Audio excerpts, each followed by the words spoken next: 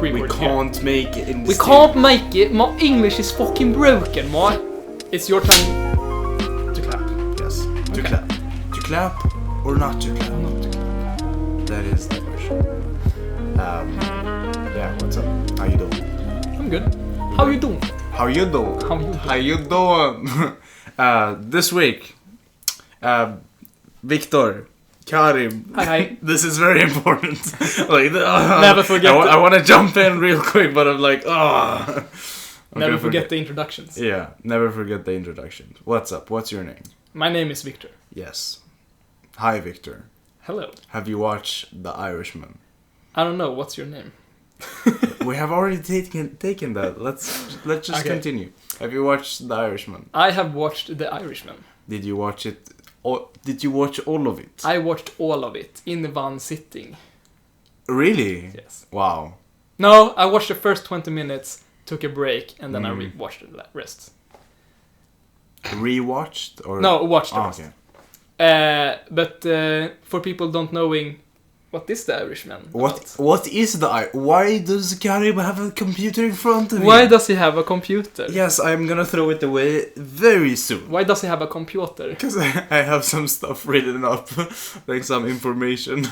Okay, so The Irishman, the latest of the Scorsese films, with a whopping $140 million in budget, is like a super highly anticipated film, mafia film. Ooh. Kinda like Goodfellas. Kinda like Goodfellas. That's why we watched it very. Last week, the week before maybe. No, this was last week. Yeah. So it's 3.5 hours long. Mm. Got 97% on Rotten Tomatoes, and 86% on audience. It got 8.3 on IMDb. IMDb. I am the captain now. IMDb. And it's based on a book. And what is the title of the book? Isn't it like, do you paint houses? No. I heard. I heard you paint houses. Yes. That's right. And so the book is based on the true story and the life of what is his name? Frank Sheeran. Yes. And his life is very interesting because we're following his story of how he got involved with the Buffalino family. Yeah. Buffalino. Yeah. Buffalino family. Yeah, the Joe Pesci's family. Oh, yeah. Yeah. And how he got close to Jimmy Hoffa, which was a president of a union, truck union. I don't think no. What? No, I think it's a union. It's a union, but I think it was for truck drivers. Was it? I believe so. Like, it felt really weird that it was so big, like a big thing that he was. Yeah. But I mean, he was running for president, right? President of the company, I think. Not. No, he president was president of the union, but he was running for president of. the No, US. maybe No, not. I don't think so.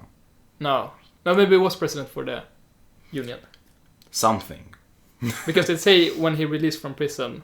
Maybe, Well, yeah, he became president. yeah, and then he got of the union. jailed, and then he got out. He was interviewed being like, "Are you trying to retake your position as the president of the union?" Of the United States of America. Yeah, that's it for this computer. Can say goodbye to this computer. Yes. Okay. Okay. So when you think about the movie, When I think about the movie, what's the first thing that you think about? the first word, First word. first word, or First word. First thing? sentence. Just first thing. I have one thing. De Niro is very old. That's the thing I think about. What? Yeah. What do you mean? That. Wait, yeah. I misheard. Sorry. De Niro is very old. That's the Yeah. that's the thing I think about. I think that everyone is old. All the In the movie. young characters felt old. That yeah. There was no one that you know that you felt... just jumped into the main point of this whole discussion, dude. It's just like, what do you think about the movie? I'm like, he's old. He's old. You know, I can buy that the Joe Pesci's old. You know, that I can buy, like, for his character.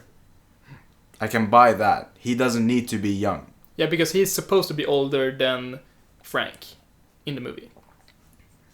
Yeah. But Frank as a young stud felt like he was 50 plus. Yeah, dude. I couldn't buy it. No. It wasn't.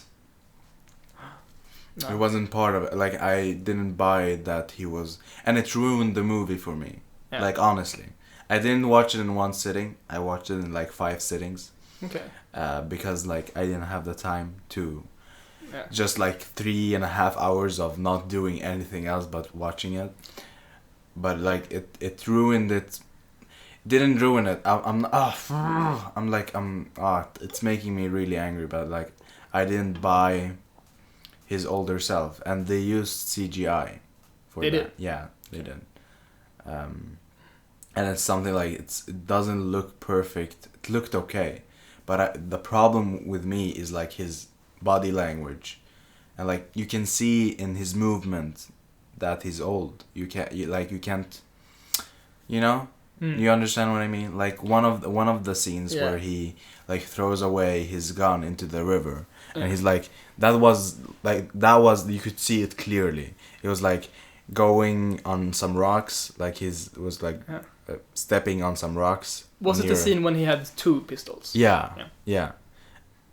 Like his movement, like that's not a young stud. He's not even 40. He's not even 50. That's like a 60 plus type of movement. You know? And it's supposed to be 50 there or something? I don't think so. 50-40. I think he's supposed to be younger. Nah. Because he already had all of his 4 daughters at the time. At that moment? Yes. Because that was after, his first killing, when he threw the gun over, and he said, having more kids means needing more money. And then we have the montage of him throwing shotguns down the river, and then later on is the 2 pistol scene. Yeah, but I think he's supposed to be like 40 or like 30. Okay. At that moment. Maybe he is, yeah, sure. But it's like it made it the thing with Goodfellas. Okay, and I think I have a problem with this movie just because I love Goodfellas so much, and believe me, I love everything Scorsese does. Okay, and would you say that you're a Scorsese fanboy? Maybe. No, but I love that realistic theme of Scorsese. Like Scorsese's film has that realism that I wanna be a part of, and I think it's ruined it for me because Goodfellas is really realistic. Like, there is nothing you don't buy. Even like we talked about the scene where he like drops her on the ground after she pointed the gun at him. Yeah. And he's like that violent and explosive acting makes it like you buy it. But here I couldn't buy it. Yeah, it was same for me. It felt like a theater play some places. For example, when the shop owner touched Peggy, and Frank said, "Oh, should we go talk to him?" And he goes to the shop owner, and there's one take of him just beating the shit out of the shopkeeper. And there's a scene of like the actor or the stuntman, aka the shop owner. He did like he rolled and he was like reacting and all that. But Robert De Niro was was stiff, walking like this, being like. Yeah. And there was some he kicked and looked like he had no weight to the kick at all. Here's a small animation thing. I broke a hip. Yeah. No. Here's a small animation thing. There's 12 principles of animation, and one of them is that if you have a punch or something, just doing like this, it feels like nothing. You need to have a wind up, and you have to need to put weight into it, like stretching back and then pow.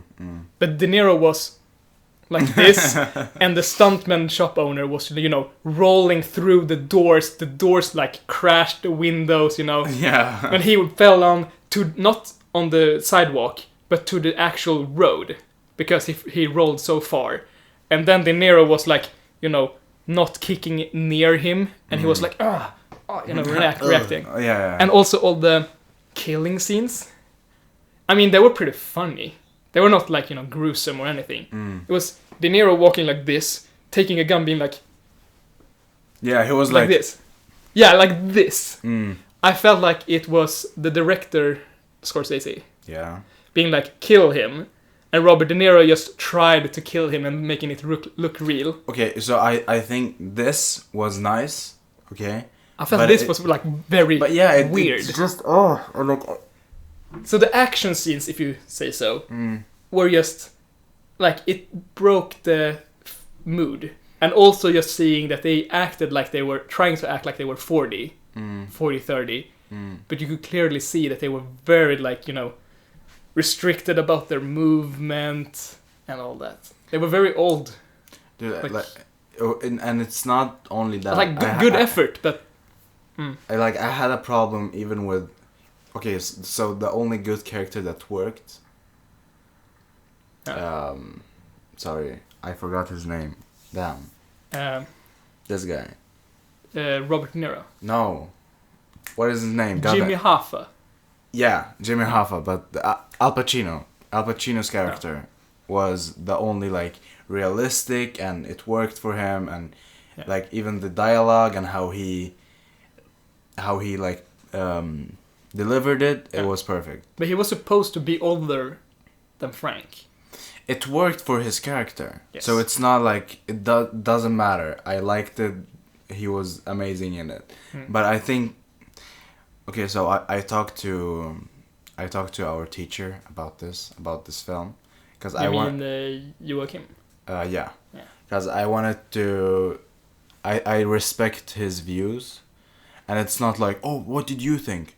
And like I heard what he thought, and I was like, oh, me too, you know. Yeah. I wanted to see what his view of it was, because I told him like, yeah, I wanted to see if you watched The Irishman, because I watched it and I couldn't buy it, like I didn't buy it. I didn't buy anything of it, and I had a hard time.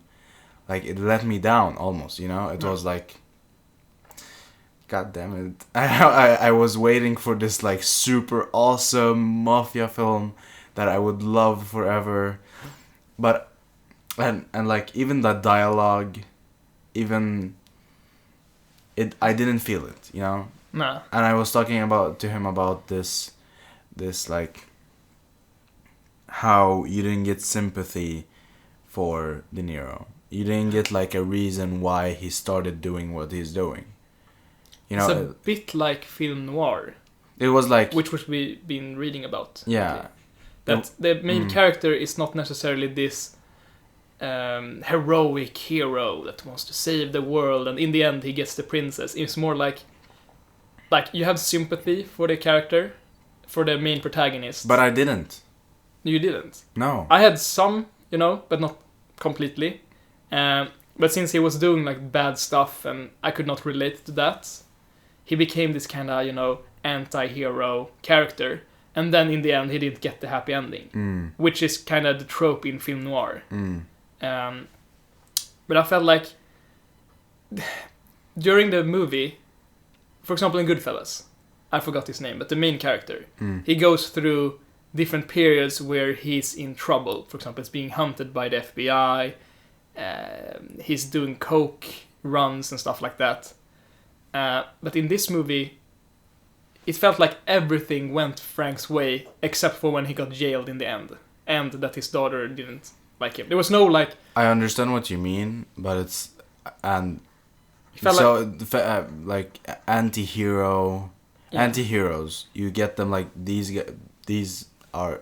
They are doing bad stuff, but you have sympathy for them, at least. And yes. And or not sympathy, but you enjoy what's going on. Like, why you enjoyed Goodfellas is because of that you saw like his beginning and him getting older and how much he wanted to become that, and you saw the good side, or not, like the really attractive side of being a wise guy. Exactly. You know, it was like, whoa, this is like super cool. I also want to be besserwisser in Swedish, like a wise guy.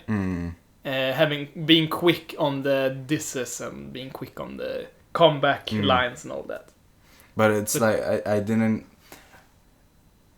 have sympathy for him, for De Niro, because he was working, and then he was like, hey, you want some steak? Oh, you like your steak? Yeah. I can bring you steak. Oh, you can bring me steak. Yeah. How much do you want? Oh, a steak is gone from this car. I don't know. It's not. Hey, it's not me that put it in. You know, it was like. And then one time the car is empty. Like, it was delivered. I don't know. You don't buy it, and you don't have sympathy for the guy because you don't know his background, or like there's nothing that attracts you to De Niro. Yeah. De Niro's character. I was more like drawn to Jimmy Hoffa. Exactly. Because he felt more like a main character. In my view. Like, he was more interesting in the way of he had a big problem that he was fighting against. He was fighting against Kennedys. You know, he was fighting against being caught by the police. When he got caught by the police, he had a redemption arc-ish when he was trying to become the president again of the union. Like, he had actually story arcs in some way. It felt like Frank was just a connection piece between all of the characters, you know. Because in the end, when he got the award, it was true. Frank is known to have a lot of friends. He was literally friends with everyone in the movie. I don't think there was someone he was really like not friendly to. It was kind of fascinating to see because his character was kind of interesting in the way of just seeing him interact with people, but also it became very stale when nothing changed with him. He was the same character during the entire movie. It felt like. In the end, he became a bit swayed. But for example, the scene with the FBI agents, when he's sitting in a wheelchair, and they say, "Are you finally gonna tell what's actually happened?" And he say, "Nah." And they say, "Oh, who are you protecting at this point? Why are you still being protective? Like, why are you doing this?" He didn't budge from his character style from when he got into the gangster mafia style, you know. So I don't know, I'm kind of mixed in feeling of it. But it was an interesting way of telling a story. Yeah, well, see, if we got a more interesting introduction for De Niro, when he like him meeting or becoming friends with the I always forget Joe Pesci's character. I don't know what his name is. Buffalini. Now we're gonna not do that again. If you got, because like how do they meet? What is the scene when they meet? The scene when they meet and become friends. Like, his car is broke, right? Yes. And this guy helps him out, Joe Pesci, and that's it. Okay. Then, sorry. No. Go ahead. Continue. And then they meet again at a restaurant. Yes. Because his lawyer knows Buffalini. Was he a lawyer to Buffalini or was he a friend to Buffalini? I think he's a friend. I don't know. I'm not sure. Okay. But like, that's how they met. That's it. You know. Yeah. If you have this, I don't know, like important or like cool scene where he does something like, yes, you know, something different. Like, I'm gonna take it back to Goodfellas because it feels like this and Goodfellas are like really close to each other. Goodfellas, he becomes like a part of that family because of he grew up in that family. He did so much and was working hard every day. He showed interest and he did so much shit to get in. And it was like a build up for him to be this important part of that mafia family. But here, I know this. Oh, you want steak? I get you steak. I felt like this was very real. It felt very human, because of you're a young kid, do some work for us, and then climb in the family. That's very Hollywood, very movie trope, in a way, style of a backstory. But this backstory felt very real, in a way of, this could happen to anybody. Well, this happened. Imagine, yeah, exactly. I think that, they didn't come up with that scene with the car. I think that happened for real. Yeah, exactly. But it was too blah.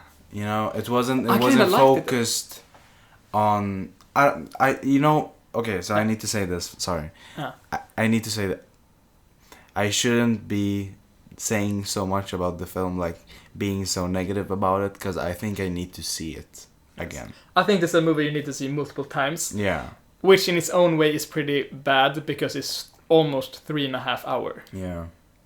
If it was shorter, I would gladly watch it over again. But I really liked the introduction and his backstory, because it felt very human. That, let's say, you're going to the grocery shop. You go up to the counter and you see this pretty girl or something. You'd be like, ooh, that's pretty girl. Oh. And you exchange a joke or something, and then you go home. Then you have a classmate, they invite you to a party, and at the party, the cashier is there from the grocery shop. The girl. Because that can happen. It was kind of the same way here, that the world, as you say, the world is pretty small, that people know people that know people, and eventually you will meet, Yeah, but... So it felt really like this could happen to anybody. Yeah. That your car breaks down, some friendly soul comes up and being like, you should fix that. See you later. And then your lawyer, for example, is friend with that person, being, you know each other from before. And then growing a friendship out of that. But I really want to digest this film. I want to go through and why, what is it? What is the details that makes me why don't I like it? What is the what details make it feel bland, or what can we what could we have changed to make it more real, or how did they deliver? Sometimes when he was talking, it was these pauses and but it's we can't do, we can't do anything about it. I have the it's life, I think it's like that. My thought why it was pretty boring in the long term. It was because nothing happened.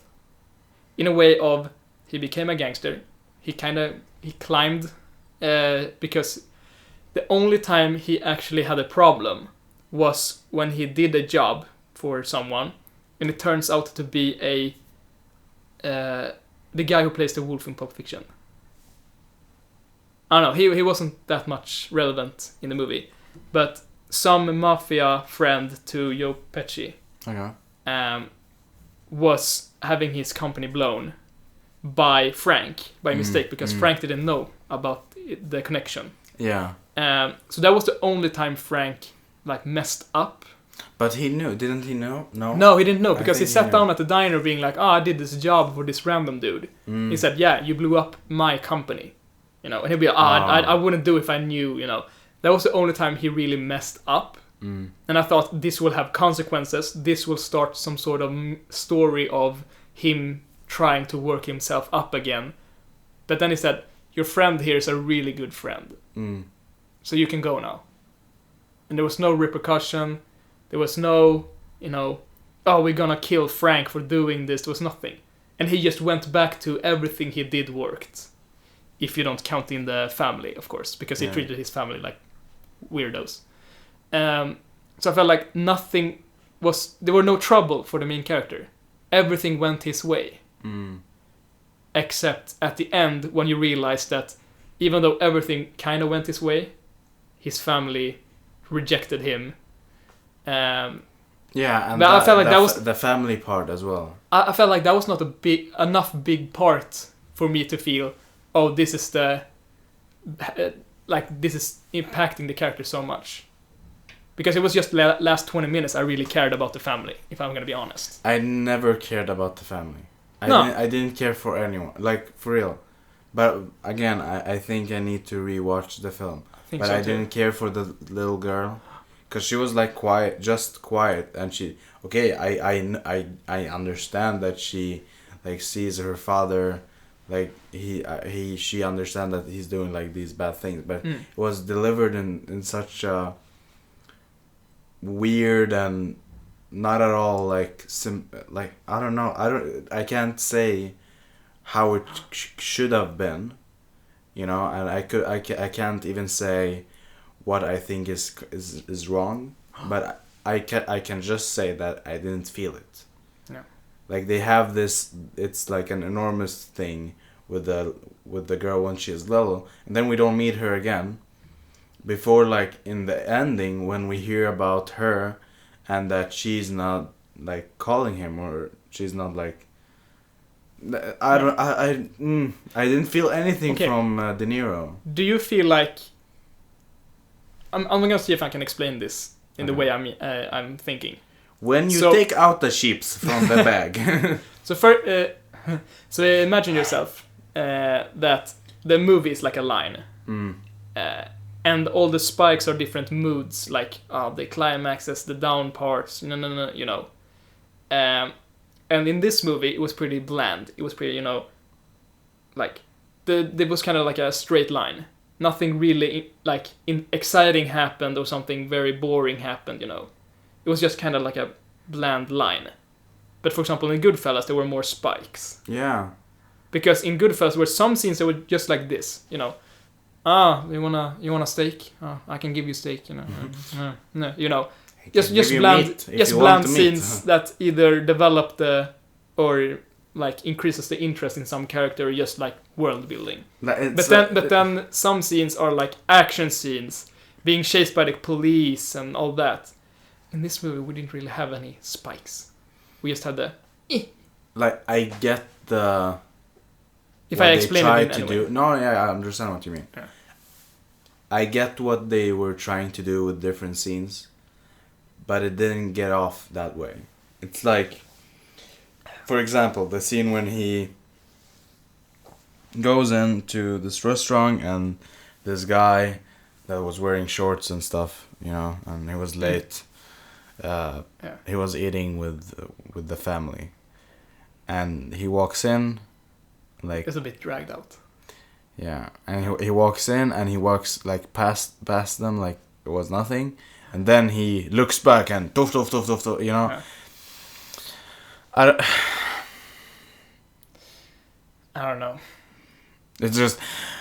I have two things that I want to bring up later. Okay. Maybe more at the end. That's more technical parts of the movie. Yeah. Two things that really like stood out for me.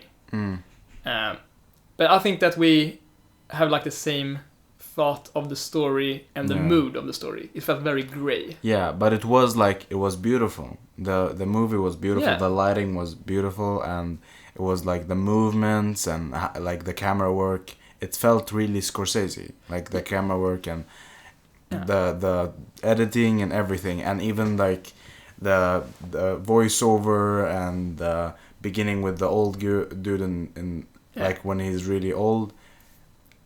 I can tell you that the only scene that I felt like just small spike was when he killed Jimmy Hoffa. Okay. Because I didn't see it coming. Yeah. Didn't you see it coming? No. But they were hinting at it that you were going to meet Jimmy Hoffa. Yeah, saying, we have tried everything.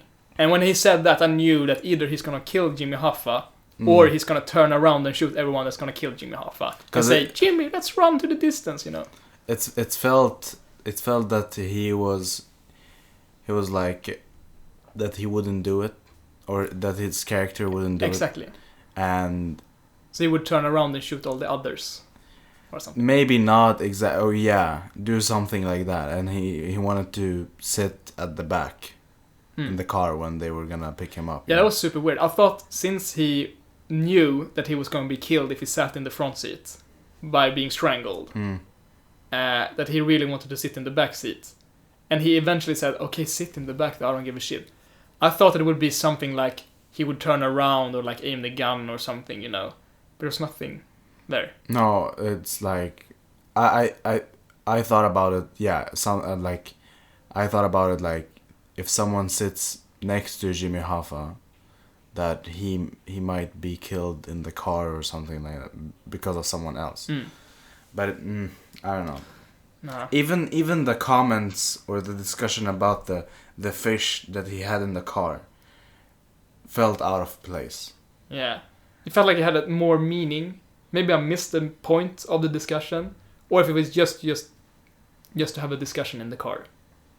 Because they maybe thought that, alright, we're gonna kill Jimmy. But you don't have a fish in a car, man. Yeah.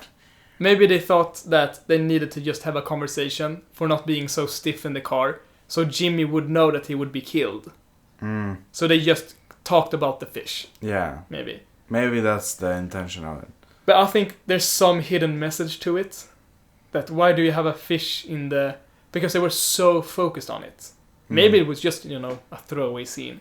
But I feel like that Scorsese wanted to tell something. Some point... I don't think Scorsese wrote that. You don't think so? No. Because I think it was some important with that fish scene. I just don't know what it was. Yeah, I need to rewatch the film. Yes. And that's the thing. Even though we say all this, like, it didn't have any spikes, it felt pretty grey, I do want to watch it again. Yeah. I'm hoping. Yeah. But that's the thing. Like Scorsese's, like, way of like, how the feeling of the film is very, very Scorsese. But yes. It felt short from the, like, delivering part. Yeah. I'm really the only character I bought was Al Pacino's character, Jimmy Hoffa. Yes.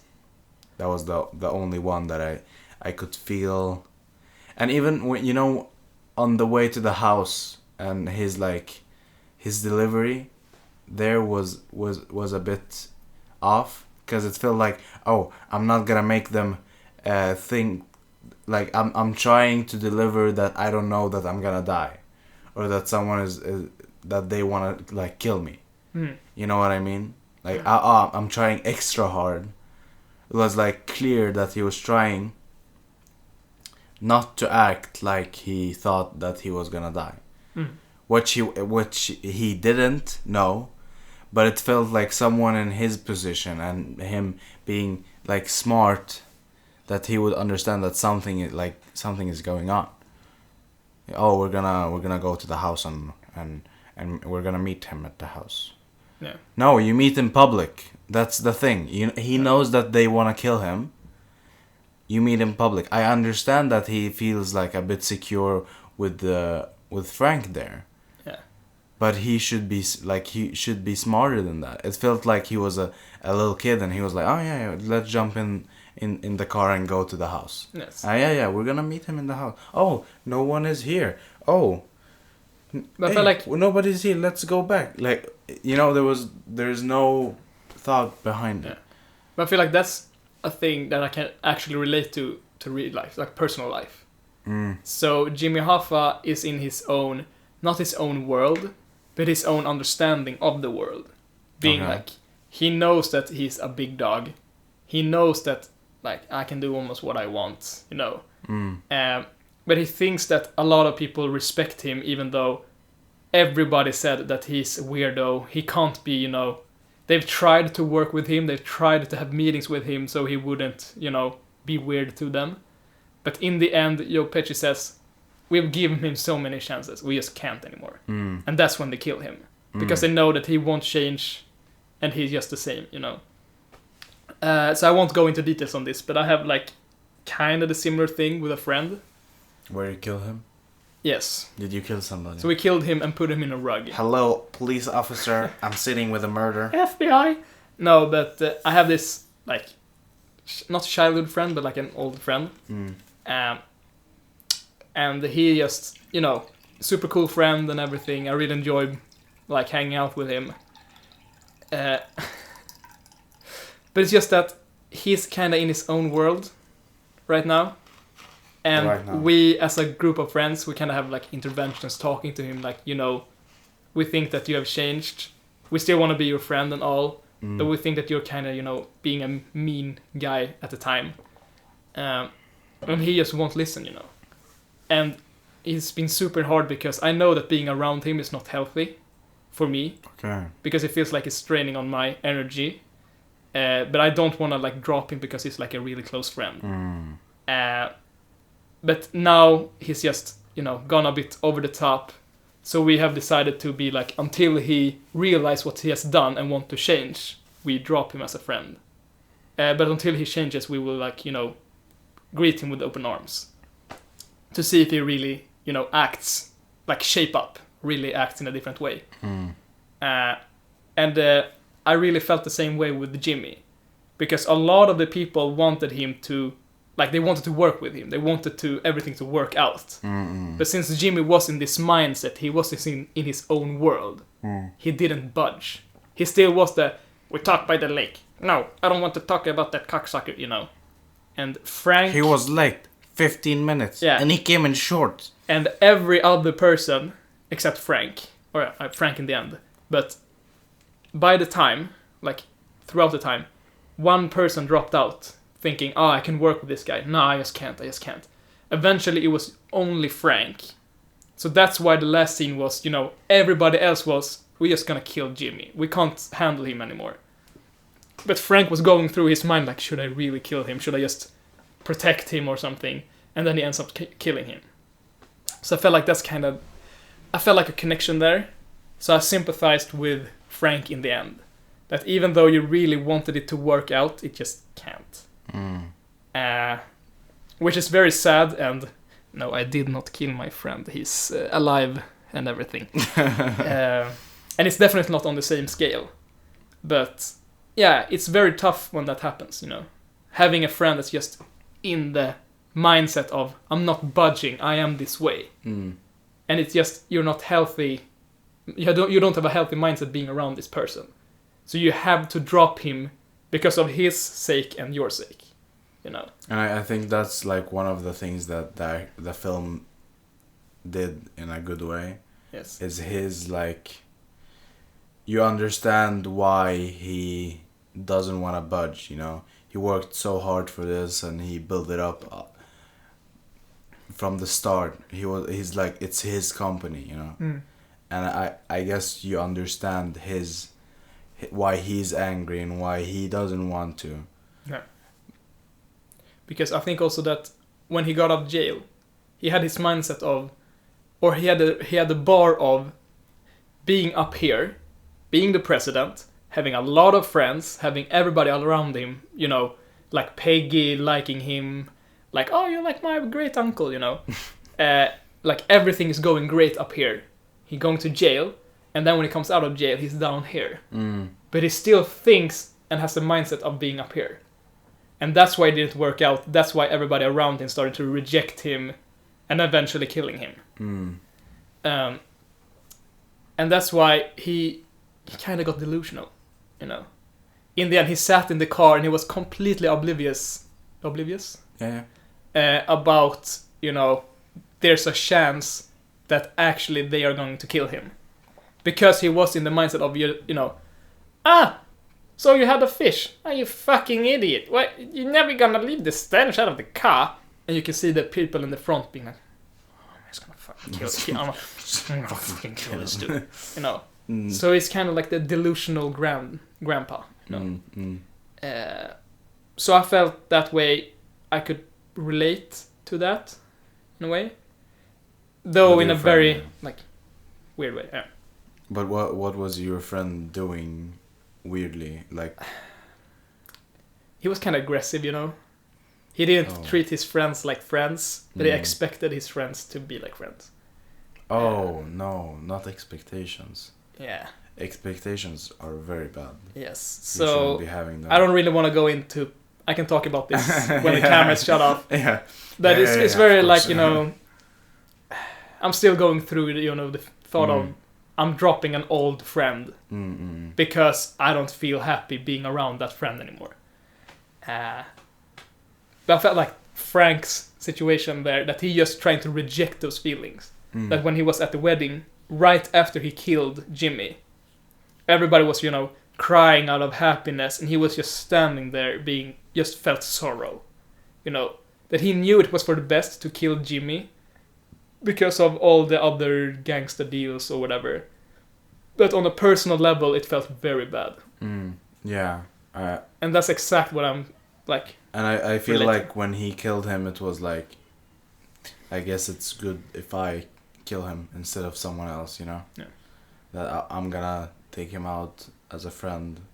Yeah. Like, yeah, it's like very sad, but you know, when I heard the description of the movie and of the true story, that Jimmy Hoffa disappeared, and 3 months before the death of Frank, before he died, he came out and said that he killed him. That's the description of the book. But he didn't do it here. What? Yeah, He I didn't don't do- think. No, I don't think he did it in the movie. So he does it to us, which is the whole thing of the film. But you know, when you hear that description, you get this like mistress like idea of the film, or not the film, but like you get this amazing like, oh, this is like super interesting, but then I didn't feel it from the film. It wasn't that feeling that I got from the film. But I think that I might get another like experience when I watch it the next time. Really. Yeah. But what was the technical stuff that you wanted to go on? 3 stuff. 3 stuff. I figured out one more thing as we were talking. When you said voiceover. Mm. Some scenes felt very... You know, sometimes when you record a scene, you have the boom mic. You expect to have all the audio on set to be the audio that you use. So it would be... It looks more real, you know. But it felt like Frank's, or like Robert De Niro's talk was like on set. Pesci's like dialogues was on set.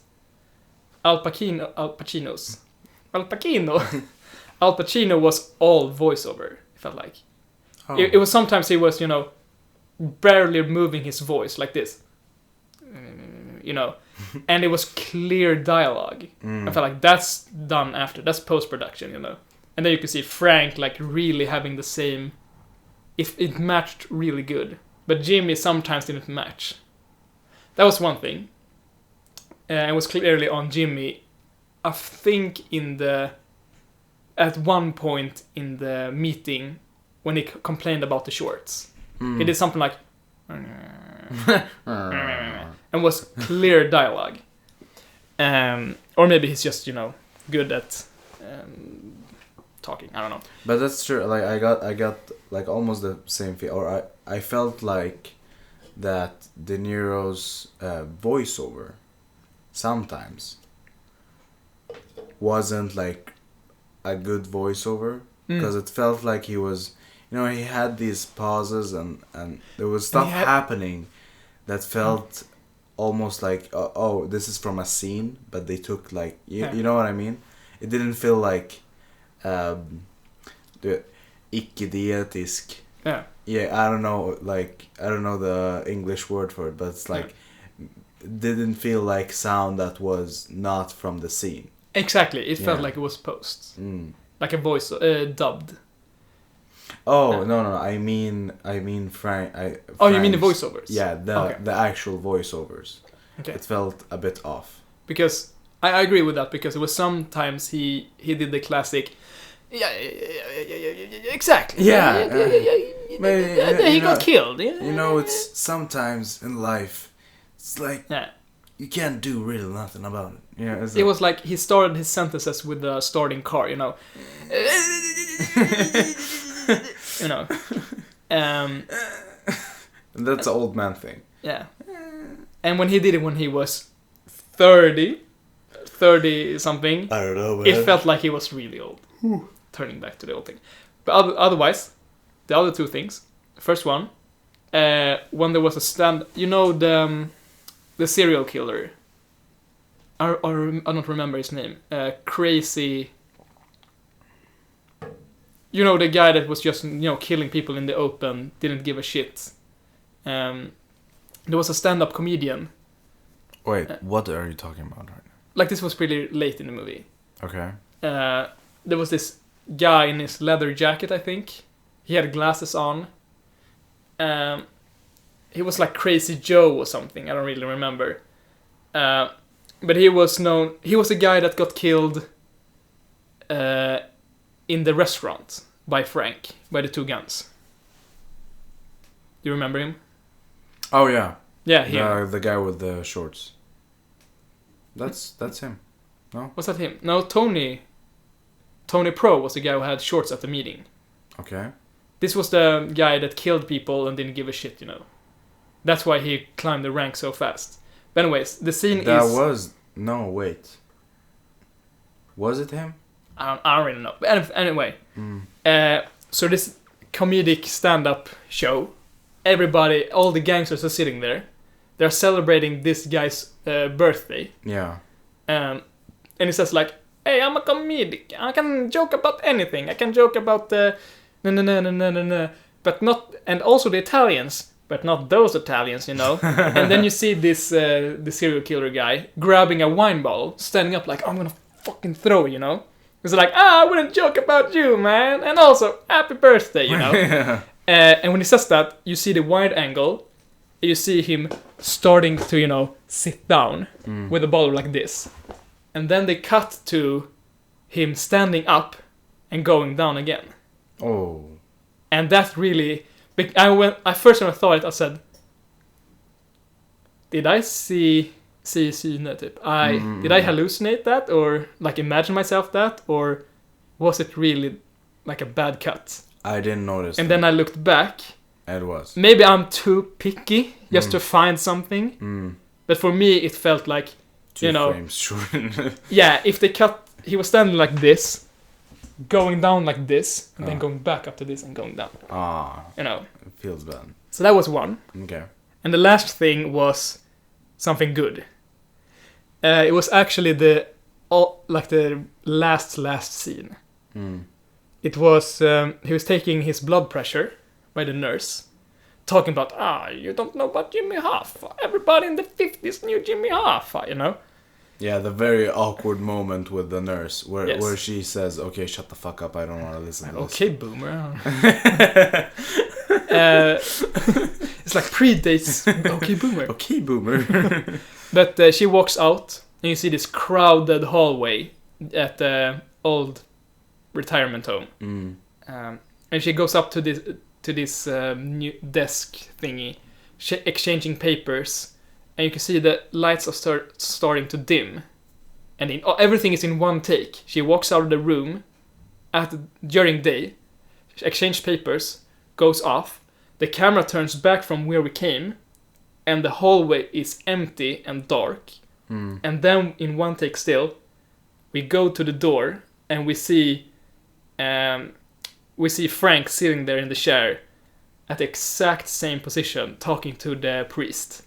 I think the priest walks out, and then it just ends. And everything was in one take. It was just cool to see that the transition from day to night was just dimming down the light, and also all the statister, the extra actors. Extras, yeah. Yeah, they were in the hallway talking, and then you could hear, like, you knew that they were getting a signal to just get out of the scene. Yeah. And then the camera turns and there's no one there. And I felt, that's something I want to try. Yeah. It's super hard because you really need to direct the extras. And they need to do everything perfect, because if you see like a foot, in a frame and then just pulls into the room or something, it kills the mood. You see that they are running away, but it felt like they weren't running away. It was just like, time has passed. But it's like that. It's nice to be able to do stuff like that because in that transition, you don't need the sound. Okay. Exactly. You can you can say stuff. You can direct people. Oh, now. Yeah. Go ahead. Stuff like that, and then you can put in like the sound of the paper and stuff like that, and I think they had the sound of people talking and people walking and stuff. But as they were turning the camera, they just, faded out the sound or something. Because it was just after you realized, oh, it's night, no one is there, you didn't hear the audio. Yeah, exactly. So I think in the combination of that, they just and did down. That I think as well in that scene, you get his voice, Frank's voice, guides you before you see them. You hear him talking to someone. Yes. And that's it makes you focus on that instead of focusing on the background noise going away or something. It's that's a cool one. But that's the thing. I don't really have anything more that I can think of right now about the movie, because as you said, I also need to rewatch the movie to really catch everything. Maybe something in the beginning that I missed that was a connection to the end. Something. And also, one more thing. Now that I think about it. Why did they talk or show the story in 3 different time periods? First time period is the very end when he's sitting at the retirement home. Yeah. The second one is when he is giving Pesci a ride the same day when he was gonna shoot Jimmy. Yeah. And that you said the reason. Go ahead. Yeah, but then they also talked about when he met Pesci at the first place. So these 3 timelines was at the same time in a way. Yeah. And they jumped between them. This one going up to this one, and then when it hits this one, it came up to the last one. But in the beginning it was do you have 3 timelines to think about, or 3 time periods? So that was, but it built up a mystery of why are we following the trip? What is so important about the trip? They're gonna go to Detroit for a wedding, or what was it? Something like that. Yes. They're gonna do some stuff and pick up money on the way. That's it. But you get later how important as you go on in the film, you understand more and more. Okay, maybe some you get closer to that time, and you're oh, maybe something is gonna important happen on that trip. Yeah, true. But because you understand a bit of where it is in timeline. It was satisfying though when you realized what the scene was about. For example, the road trip scene. So yeah, you have a point. That was once it hit that time period with the first time period, it felt satisfying to just know, oh, that's why we're here. Oh. And the retirement was oh, so that's how he ended up in a retirement home. Yeah. It wasn't that confusing. It was just that a little bit weird why we had 3. I mean, when it was confusing, it was Cloud Atlas, It wasn't that confusing. Yeah, having 8 time periods being wait, hold up. Wait, we're at a cafe. Tiki-taka. Wait, a pirate ship to a cafe? What the fuck? True. Did you think there was any symbolics behind the cigarettes of his wife, of their wives? I didn't think about that. It felt like there's something behind it, that they were smoking so goddamn much. I mean, that was just, gangsters, I think. One funny quote. Funny quotes. I'm gonna start making this every time we watch a movie. Last time I had a favorite quote from the movie. Now I have another favorite quote from this movie. Or not the favorite in general, but my favorite quote from this movie.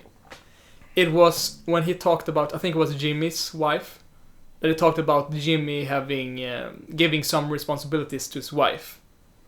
Saying that, Jimmy's wife got more responsibility and new job, but she didn't know that she owned 22% of Sun Valley in Florida, 2 luxurious yacht or something, and this amount of money. And she's sitting at the hair salon, like doing budget hair to hair. You know, it was just super fun to hear you. And she didn't know that she owned 22% of the land in Sun Valley. Yeah, that she like was super rich. She had so much power, but she didn't know anything about it. I felt that was pretty, you know, a badass moment, like a cool moment. So that was my favorite quote from this movie. My favorite quote was like when he was like, "Do you have a steak? Do you want some steak?" Yeah, I was gonna say that. I was really gonna say like my favorite, like, "Oh, you like steak? I can get you steak. Can get you like real good steak. Oh, really? How much steak can you get me? How much do you want?" Like, I don't know. How much steak do you want? I think I need to think about that in future episodes. Yeah. Just because it's beginning to become a thing now. Yeah, I think it would be cool to have a thing like favorite quote of the movie. Yeah. No. Quote of the film. Quote. Film of the quote. Film of the quote. Did you do you listen to H3 podcast? I used to. I don't really do it anymore. They have like this the thing where they ask the guest if they have had any abnormal activities. Like, oh, okay. That's something really cool. And that's a recurring theme. Yeah, Okay. and they do that like, "Oh, do you believe in ghosts, or have you ever had?" It's like, it's very cool. Like, it's nice to hear, because it's like, "Oh, do they believe in stuff like that or not? Have anything happened to them like that? Have anything happened to you? Abnormal activities?" I have this only when I'm alone. Okay. And it's only at the place where I live. For example, Which place? This place? That doesn't matter. Like my own room, if you say so. No, but it's more like... Oh, is it in every place you've been in? Like the places I live in, if you say so. Like Every I live place. in this apartment. Okay, so it happened in this apartment? Yes, and it also happened in my room back in Stockholm, you know. It's been like... It's nothing big, and every time it's happened, I think, oh, it's because I'm hallucinating because I'm so tired. Because I like to be up late every night and stuff. I'm a night person, you know. But like in the corner of my eye, I see something like dark as a shadow being like, and then I look and there's nothing there, of course. And first my thought is, oh, it's a bug, or like it's a rat or something. But like, fuck that. It's nothing there. And then I maybe like, if I'm really desperate or like really worried, for example, if I see something pass by a box, like something black in the corner of my eye being like, I look, nothing's there. To be sure, and you look back and you're like, to be sure, I walk over and shake. Okay, there's no rat there. You know? Oh my god! And then I think, why did I see that? Was it just my imagination, or was it actually like the reflection of something? And I'm thinking, it can't be a ghost. Nah, I don't think about ghosts, you know. Dude, that's scary. And that happens now and then, like once per week or something. Oh shit. Yeah, and that's happened for like the last 2 years or something. Damn. But that's because I think I'm up, as soon as I don't have anything to wake up to, I'm awake until like 5 a.m. or something. So maybe it's because I'm tired. Maybe I would sleep. Yeah, like, but that's... if you don't have anything to do, sleep for yeah, God's but I sake. sleep during the day. I sleep during the day. Do you know how nice it is to sit up in the middle of the night? No sound. It's just the cars outside, everything is just turned off. The only thing awake is just you. You are the only one alive at the moment, you know? Because all the drunk people are home sleeping. All the people going up to work will wake up in 1 hour. All the drunk people are home sleeping. It's like that. Is that period between 3 and 5, you know? Yeah. That's my favorite part of the day, or the 24 hour. Oh yeah. Because no one is alive. But did you know that is the time that most people die in their sleep? It's like 4:32. That's why I'm awake, because I will never die. Wait, you tell me that 2 people in the whole world die every day in that period of time? I'm not gonna sleep. That's why I don't go to bed that time, because then the ghost will kill me. You get like an alarm as soon as it's 3. 3. Okay. Energy drinks. Let's go. 2 hours. 2 hours. Yeah. Yeah, that's pretty funny. Do you have any paranormal activity? What? Okay, so that thing that happens to you have happened to me. Okay. Like but I know that happens when you haven't been asleep for a long time. Yeah, because you start to smally, Smally. lightly hallucinate. Smally. Yeah. Do you have any smally hallucinations? Yeah, you begin like, and the thing is that is so scary that when it happened to me, I was like on my second night without sleep. Yeah. So I was up all night studying, and the day after, I was like, it was like a 2 or 3, and I just had like, I drank like a half liter of energy drink, like 10 minutes before this happened, 10 minutes, and then I'm sitting in my living room studying, and then I see this shadow like walk by, and I was like, okay, that's it, I'm going to sleep now. Like, no way, no, I don't want to go through mindset, this. It's just gonna become more and more and more. No. My mindset is more like, oh, I saw something, I was just hallucinating. I wonder if I stay up another hour. You know? Will I see some naked girl? So, you know when you talk like you're having a LAN party. Yeah. You say LAN in English or LAN or like a gaming all night party. Yeah, LAN parties.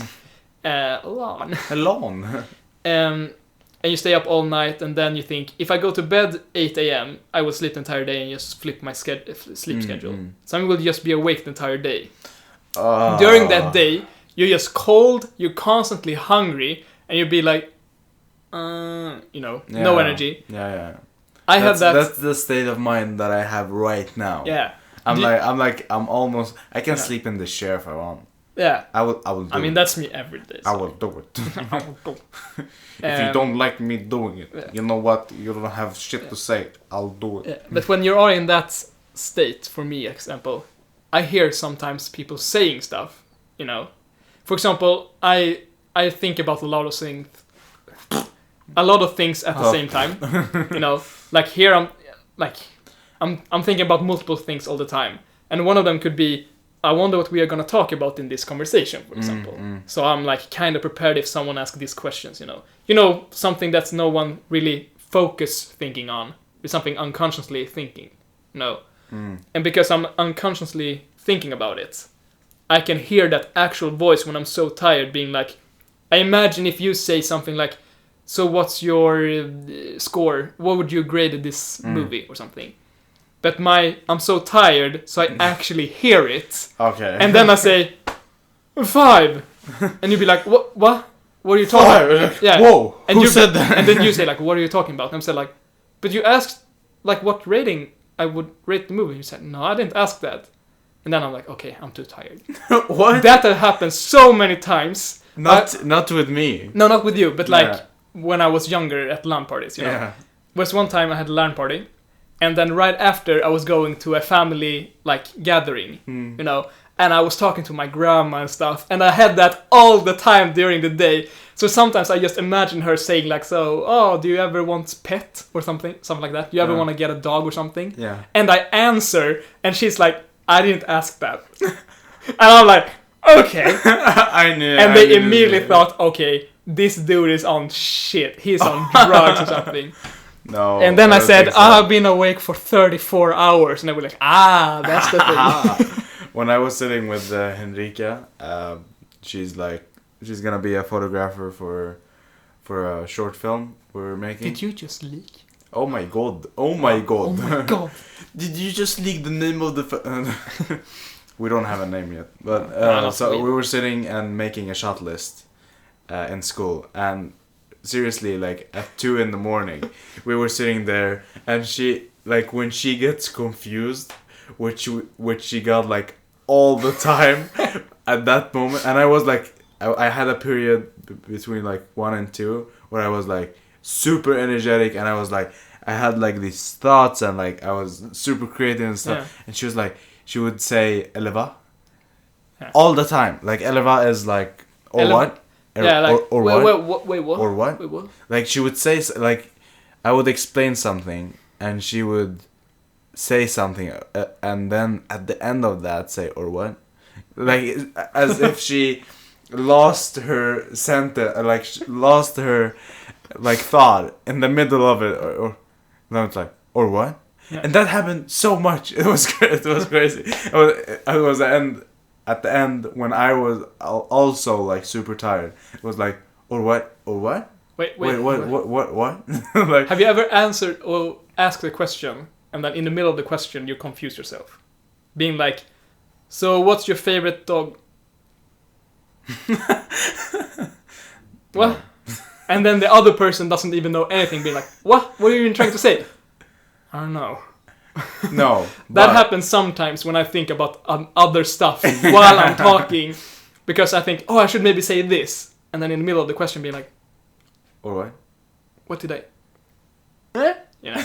No, but sometimes people will ask me a question, and in the middle of my answer, I will forget what I was thinking, and I will be like, okay, hold on a second. I'm just gonna backtrack. No, I'm just gonna try and remember what I was thinking. What were we talking about? No, for real. That happened to me with Henrika again. I was like, I was saying, and I was like, okay, give me a moment, and I did this, and she's like, are you okay? I'm like, Elva.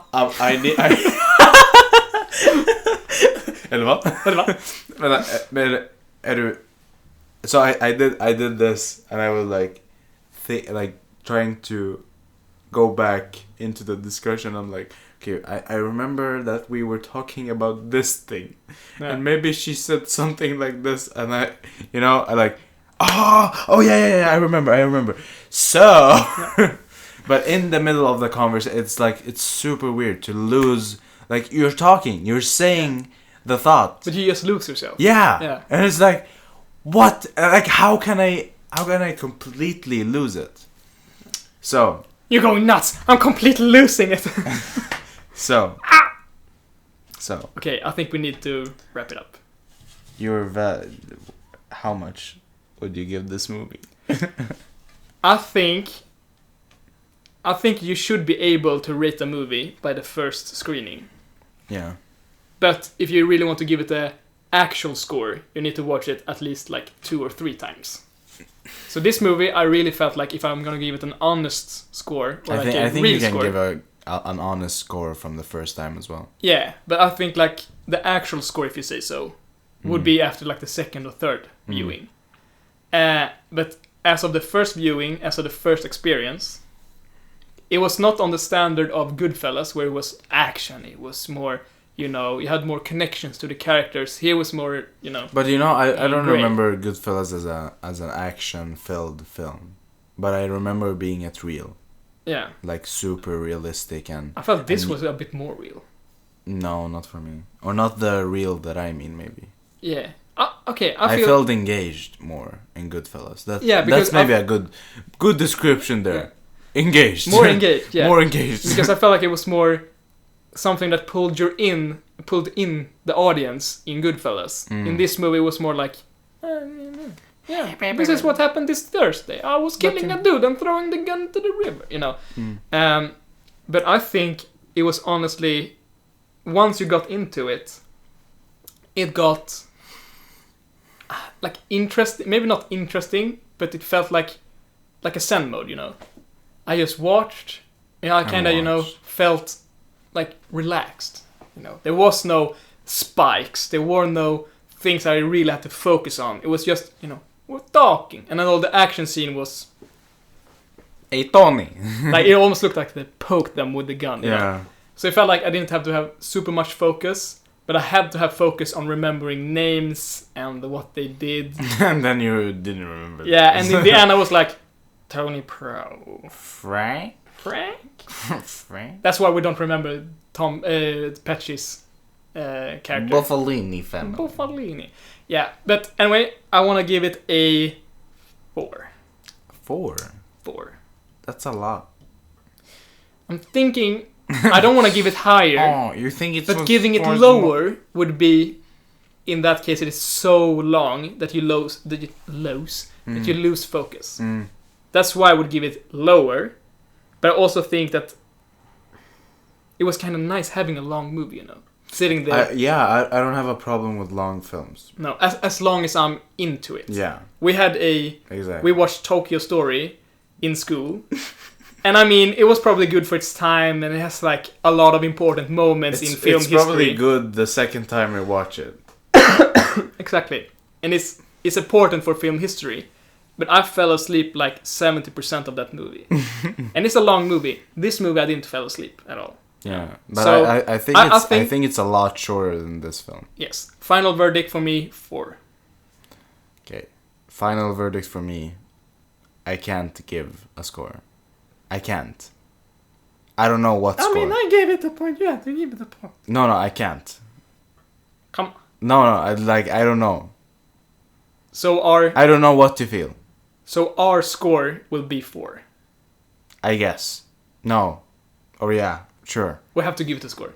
Yeah. You have to give it a score. You can give it the score for this time. Mine will be blank. Because I need to, like, I don't know. Okay. Like, that's for real. Like, that's my feeling because right now. Honestly... Because I feel like if I give it something... I don't know how low I would give it right now. Because it, like... Yes. I'd like... You know, it's like, can you just... Okay? Yeah. Yeah. But I do want to see it again. Yeah, me because too. it felt pretty nice. I Can had we a give it a nice, score warm feeling watching it. there, like, another time. Yes. I can like, oh, guys, remember the Irishman? I have a score now. But yeah, so 4 for me, 0 from you. Not 0. So we round up to 2 now. So you're saying it was really very bad? You're saying Robert De Niro can't act?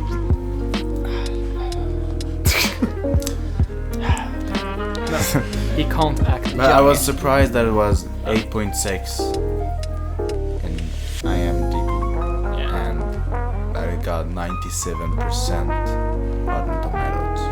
But I'm thinking 4. So should we end on the 4? Yes, let's end on the... As the first... Cut here. Okay, wait, not here. Cut on the 4.